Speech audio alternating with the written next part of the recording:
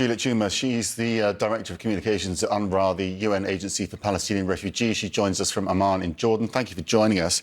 I mean, still quite confident words about this deal coming from the Israeli spokesperson we were just hearing there. But the meeting we were expecting to have started already, which will formally approve this deal, and it's been delayed, and there's clearly some internal politics going on there. How concerned are you that this isn't actually going to happen? I understand you can't get involved in the politics, but we were expecting it to be, cleared up by now.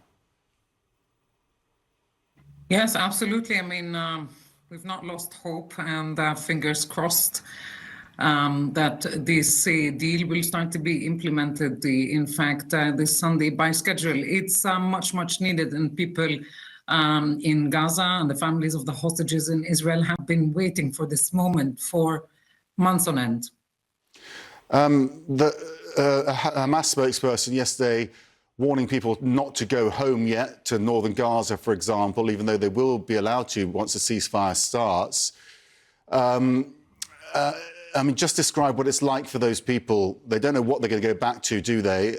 Famine is rife. Just describe what a typical life is for those people from northern Gaza, but currently living out on the streets.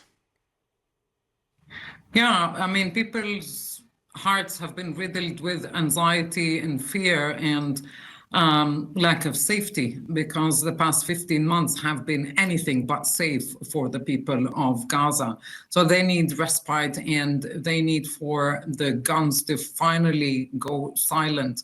And for a standard flow of not only humanitarian supplies, which is very much needed, but also commercial supplies for the market. These are people who have lost everything and need everything, including very basic supplies. In terms of UNRWA's position, obviously there's, you coordinate most of the aid going through this enclave. I know many groups are involved, but you're the central agency, and yet Israel won't recognise you now. How do you understand this gush of aid we're expecting to go in after the ceasefire will work? A lot of balls are in the air, and there is lots of factors. But yes, UNRWA is the largest humanitarian organization. Our teams, as we speak, continue to be on the ground in Gaza. We stay, we deliver. We have a huge reach among the population. I can't see a way for this increase in flow of supplies. I can't see a way for it to be implemented without UNRWA. So what plans are in place? I mean, clearly you've been having discussions for some time with the other organisations there. You need to get in as soon as well, I know you're operating there, but you need to sort of ramp up the aid getting into the enclave as quickly as possible. What plans are in place? That is correct.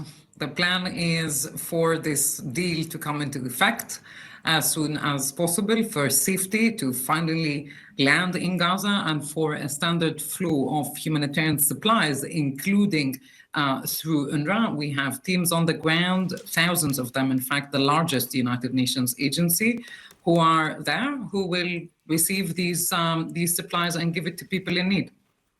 Okay. Juliette Touma, you're working hard as ever, but it's about to get a lot more intense, and we appreciate your time. Thank you for joining us. Thanks.